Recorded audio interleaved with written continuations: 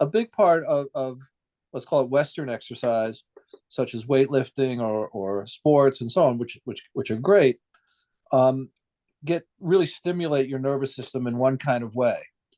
And your nervous system has kind of two aspects. One's called the sympathetic nervous system, which is what also more regularly called fight or flight, and that's the kind of thing you might do when you're scared, or frankly you're in a competitive environment or something like that. The other one, the parasympathetic, is rest and digest. It's called, and that's when you relax. And Tai Chi starts from that place of the parasympathetic, the rest one, but it's not resting like going to sleep. It's resting and moving and staying in that system, in that way, in that mode that a lot of the benefits come from. As I think Stefan was saying a few moments ago, your body opens up, your blood vessels open up, the blood circulates better. You can start to feel differently. Your awareness can change.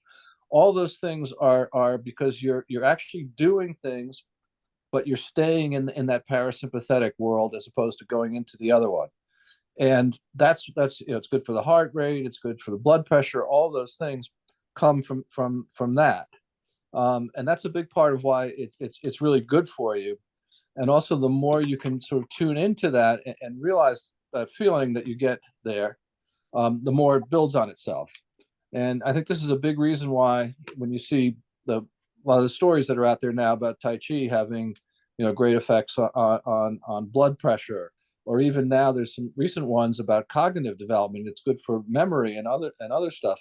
I think a primary reason for it is this: that you're doing things actively, but you're staying in the parasympathetic system for your nervous system, how it's operating, and that's just it's frankly it's very clever. It's very smart. They way before they knew about these nervous systems, hundreds and maybe thousands of years ago, they figured out this way of staying in the rest world, if you will, but being active, moving, building strength, building awareness at the same time. And that's, by the way, that's also where meditation leads in too. Meditation has a lot of those same aspects.